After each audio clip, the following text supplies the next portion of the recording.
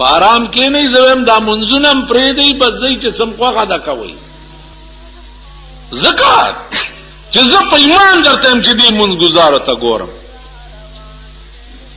والله العظیم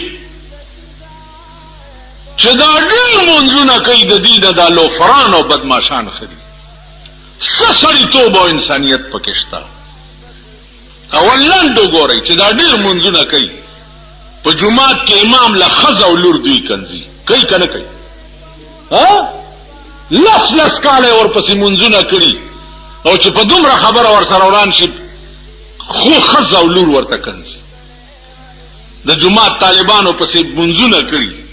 په دومره خبره ورسره وران شي طالب له ښځه او مور کنځي دا هغه منځګزار نو منځ کې ته جمعات ته راځې په خدای ټیپر خرڅې په ما ټیپر خرڅې چې د جمعات ته راغلی خدای دې هلاک که چې هلاک شي جمعات ته چې راننوځې دا تصور وکړه چې په ما 302 کیس دی زه ششنججای کې پیش شم پته نه لګي چې د پانسای حکم برا باندې کیږي او که د بری حکم برا باندې کیږي خدای قهر دی او ته لږ سوچ وکړه ته چې جمعات ته راننوځې صاحبه تا ځان نه د فرعون بچی جوړ کړی چې زه جمعات ته رالم زه مانځله رالم او ملا به هم راپسې کېړی ګرځوي او طالب به هم راپسې کېړی ګرځوي او دغه به هم د زه خدای دې بیخ شکر دے امامت میں کڑے دے خو نر امامت میں کڑے دے نو زمونږ استاد بو امام زنه دهرا گویند امام معنا دا د ټول مقتدیانو خزا جمعات تراشی تاریو بغړې ته ګوري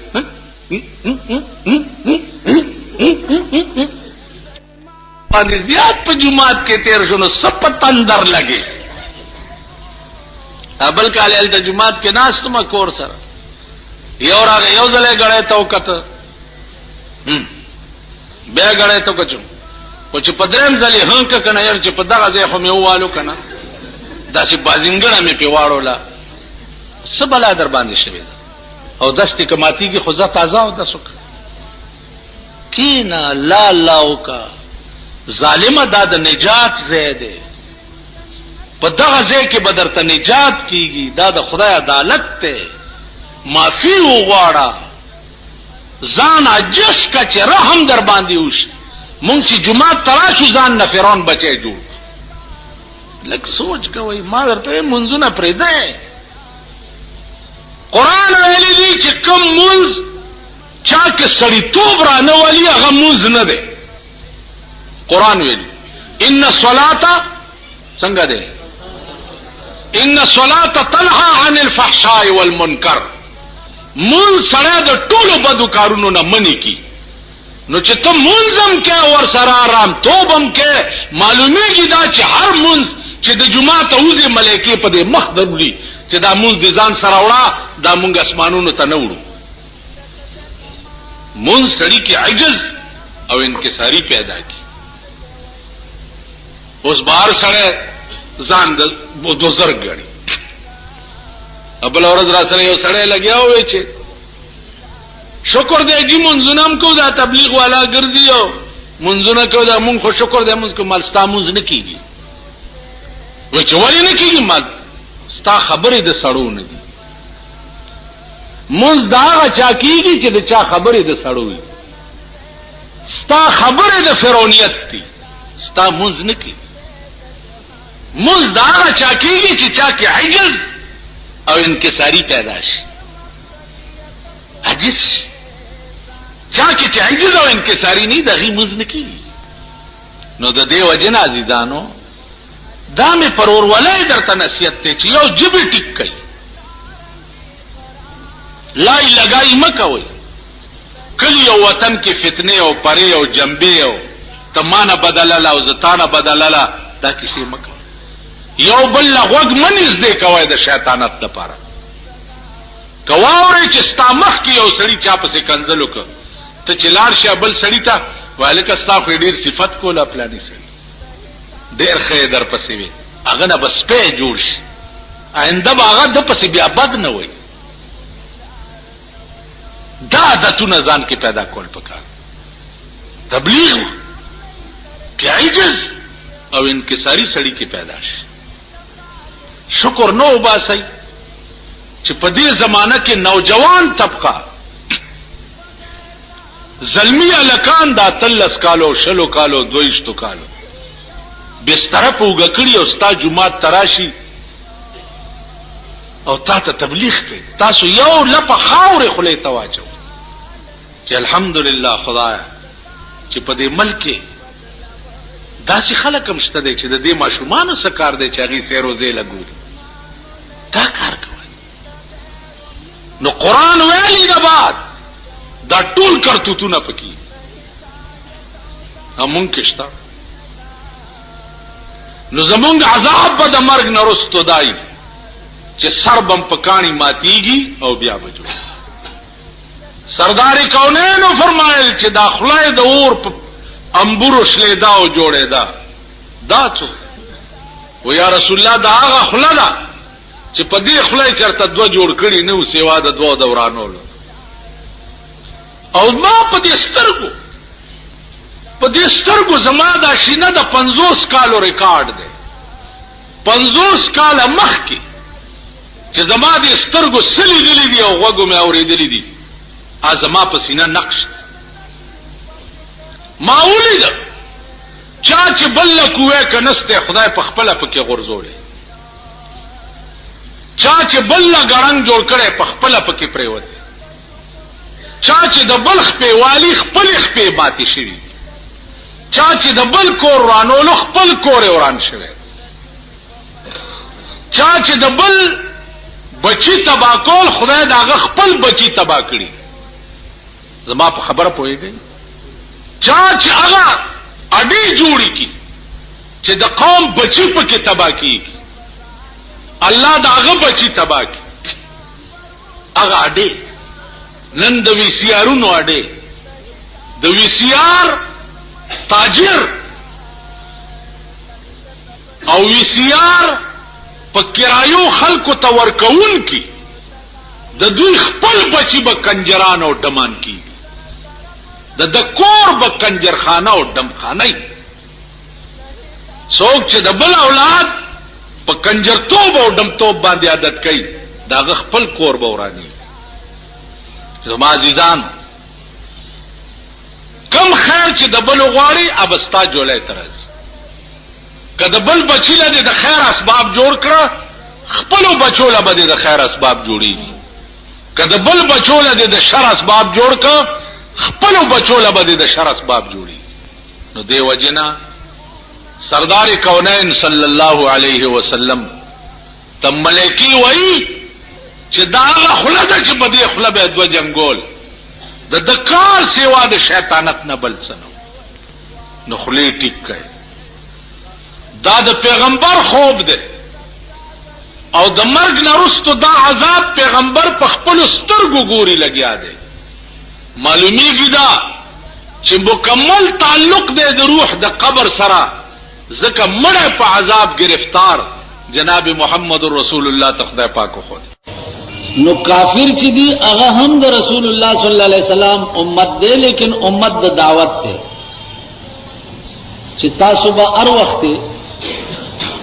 دوی ته دعوت د اسلام ورکوي او اسلام طرف ته به راغلي. ستاسو پړه کې به جذبه هر وخت داوی چې خدای په اولاد آدم کې دی یو قسم جهنم تلاړ نشي. که تاسو خیال وکړئ زمون په دې ملک یو جماعت ته هغه ته تبلیغي جماعت وي. زما په خیال چې دی وخت کې په دنیا کې واحد ډله ده چې هر جماعت ته په دې نیت سي چې خدای په دې جماعت کې دی د دې جماعت متعلقه خلق چې دي هغه ټول جنت ته بوځه او د جهنم نه بچ کړي. نو دغه ایمان زمونږ هم پکار دی چې مونږ ته یو لار صحیح ښکاري. نو زمونږ ایمان دا پکار دی چې کم سړی د هغه لارې نه بدراه وي نو مونږ ته ورپسې نښتېده پکار. ګوره ابو جهل نه لوی کافر چې دی هغه د رسول الله صلی الله علیه وسلم په دور حیات کې بل نه تر آخر دمه پورې پیغمبر په هغه پسې نښتی او دا کوشش کولو چې د ابو جهل هم د جهنم نه بچ او دی مسلمان شي. یو ورځ یې د لمنې نه ونیو او ورته وی چې اولا لک فاولا ثم اولا لک فاولا. اے ابو جهل ډېر افسوس دی تا ته په هغه ورځ باندې چې په کومه ورځ به ته مړ کېږي او کافر به د دنیا نه تېرېږي، او بیا ډېر افسوس دی تا ته په هغه ورځ باندې چې د خدای په مخ کې به ولاړې او هېڅ جواب به در سره نه چې ته پې ځان خلاص کړې. هغه ته لمن راخ که ورته ستا دا جادو په ما اثر نشي کولی. نو زما عزیزان مزاج دا وګرځوئ چې د یو پلار او د یو مور اولاد یو مونږه که سره کې بدراه دي نو مونږ ته د خدای توفیق راکړي چې په هغې پرای راست راوستو کوشش وکړو. یو سړی د کوی په غاړه ولاړ دی او ته پوهېږي چې دی دې کوی ته ورغورځېږي نو به حیثیت انسان تا ته څه پکار دی چې ته یې ونیسې او راروستو یې کړې چې کوی ته غورځېږي. مونږ طبیعت اوس داسې ګرځېدلی دی چې به حیثیت انسان مونږ رستو نه ټیلم ورکو چې بیړي غرقه شوه. دا نه دي عزیزانو. اسلام یوازې مونځ کولو ته نه وایي، اسلام یوازې حج کولو ته نه وایي، اسلام یوازې روجی نیولو ته نه وایي، اسلام یوازې زکات ورکولو ته نه وایي. اسلام یو خاص درد ته وایي چې د بل انسان متعلق ستا په دې اړه کې پیدا شي. تاسو خیال وکړئ انسان لفظ انسان قرآن کې مونږ ټولو ته خدای پاک انسان ویلی دی. انسان تاسو علماو نه تپوس وکئ چې انسان په عربي کې انس ته وایي. په انسان ځکه انسان نامه خدای ایښې ده چې د یو بل سره مانوس وي، د یو بل علاج وي، په یو بل قربان وي. انسان دې نو نن که خیال وکړي مونږ کې انسانیت نشته، مونږ وحشیان یو. کله کله زه چې د خلقو ته وګورم نو ما ته د رحمان بابا یو شعر را یاد شي. هغه وایي که ظاهر مې د سړو دي زه یې څه کړم، په معنا کې د چارپایو په حساب. زمونږ ډانچه چې ده هغه خو د انسان ده، لیکن معنوي طور باندې مونږ پیشوګان یو. تاسو وګورئ د پیشو کار دا د ټوله شپه په پردو کورونو کې ګرځېدل او په غلا څیزونه خوړل. نو مونږ غله یو که نه؟ مونږ ته وګوره سپی په لاره کې ناست دي، تا به ورته هېڅ هم نه ویلې او درپسې بغاړي، هېڅ به دې نه. نو سپو خصلت په مونږ کې ټوله ورځ مونږ خلقو پسې غاپ. که یو بل غوږ سره نږدې کي د شرارت خبره به کوي، د شیطانت خبره به کوي. رسول الله صلی الله علیه وسلم فرمایي روان دي صحابه ور سره دي په یو دوه قبرونو تیر شو او وی فرمایل چې هما يعذبان، دا دواړه مړي په سخت عذاب کې گرفتار. صحابه ورزو کو چې یا رسول الله دې څه ګناه کړی و؟ هغه فرمایل چې دا یو مړی چې د به د تشو متیازو د ساسکو نه ځان بچ نه ساتلو، چې تشي متیازې به وکړي نو اودس به نه وچولو، نو هغه ساس کې به د ده په بدن چې پرېوته. نو ای صحابو استنزهوا من البول فإن عامة عذاب القبر منه. تاسو د تشو متیازو د بولو نه ځان بچ ساتئ ځکه د قبر عذاب د تشو متیازو د ساسکو نه دی. او دا دویم مړی چې دی د سخونچینو د خولې شیطان دوه به په جنگ کړه او د به تماشا کوله. عزیزانو نن دا نور خلق پریدا او منس بیگانگا هرگز نن عالم کې دامن هر چی کرنا آشنا کر وې د بل چا نه زنه جاړم ما سره چې څه کې خپل یار را سره کوي منځګزار چې وګوري یو بل به وګ ورني سنت به کړي فرض به پاتې وګ به ورني دي کې د شرارت خبره ورته په صف کې بناست. نو زه تاسو ته په ایمان وایم زما عمر دی وخت کې د خو لګ 50 کال زما عمر دی خو زه دا تصور کوم چې شاید زه د 100 کال او عمر 13 شمار خدا مې واو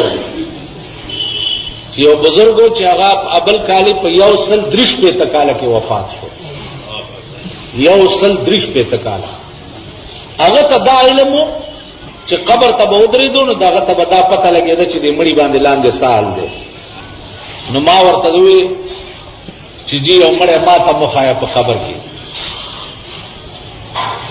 ویل سپې کې مال چې وی ګورم چې سال دی ویل راځه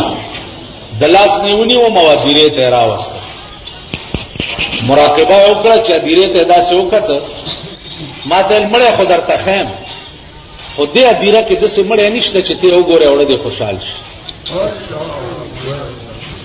دا ټول ویلې په قبرونو کې ناست دي او غوښې ته غوسېږي لګیا نو که دې ولیده نو ټول عمر به روټۍ خوند درنه بس کې وتښتېده په یو ساه مې کور ته ځان ورسولو سهار چې ورته بیا رالم ما ته ولې وتښتېدې مالجي زه یې نه ګورم. بس زمونږ په اکابرو د دیوبند کې داسې خلق هم تېر شوي دي چې هغوی ته په ژوند به د قبر کشف وشو او ورته به پته لګېده چې دې مړي باندې لاندې سال. مولانا احمد علی لاهوري رحمت الله علیه ډېر لوی ولی او بزرگ د زمانه یو سړی تپوس مې وکړ ماجي د په قبر کې سال دی ما تو وی چې یہ آدمی تو بڑا آدمی تھا دنیا میں لیکن وہ قبر میں پکوڑے کی طرح تل رہا ہے. مالیہ علم آپ مجھے بھی سکھا دیں ما تو وی کہ یہ علم میں نے 40 سال میں سیکھا ہے اگر آپ کو شوق ہے تو آپ لاہور آ جائیں 4 سال میں سکھا دوں گا. نو دا ټول لوی لوی خلقو او لوی لوی اولیاء د دې درد پړکی. نو عزیزانو دا مې پرور ولې درته اپیل دی چې اوسګار وخت درته پیدا کیږي د تبلیغ والا سره ګرځي دی کې د سړی شان او شوکت د مسلمان شي خاصیت د مسلمان شي. ډېر خلق دا سړي چې د دین خلاف دي او حضرت چاوي پلانې مولا چې دا وایي چې دا تبلیغیان جمعات کې مپرې دي مال چل بل دی د دې مولا یا د پیر جګړه چې د تبلیغیانو سره راشي نو دا جګړه د دین نه جګړه د خېټي جګړه.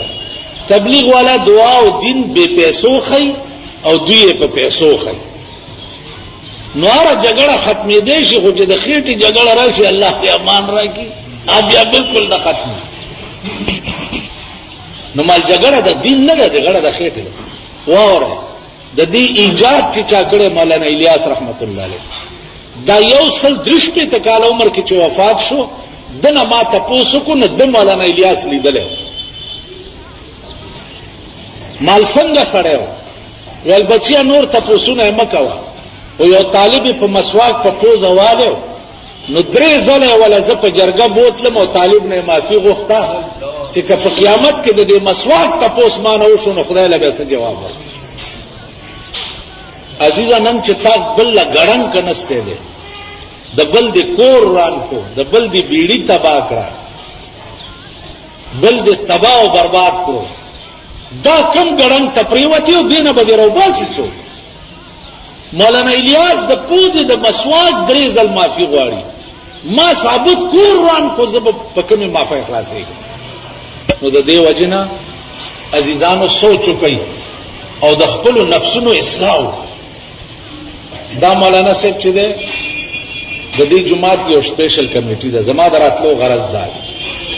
دنیا کی کمې زیاتې ارچا نه کی. هغه ورځ یو افسرو یو سړی رانیولو بالکل کتا شي جوړ نو افسر تماوی جی پریدم ہے نا او ایله مې په غړغړه کړې مال خیو شعر واوره بیا دې چې صفه خدای یو شعر واوره ویل وایا ما رحمان بابا وی چې ګوره څوک چې نن تړل او یا وهل کا پیخ به په هغوشي چې به تړلم به وهل کده تا تنن لاس تړلې پېښ دی وهلم شي او تړلې دې دې سبب تم چاته لاس تړلې پېشي او وهل بم کولی شي بدا سے غبراو شو چې پټکی دا غافایل روغخته سړی بری کو نو زما عزیزانو امام او داغه د کمیټه منس کې رنجش تاسو کروڑونه غلطه بکوای بم خدای نه معافي غواړي نو معاف کېږي نو امام ستاسو مقتدا او پېښوا دی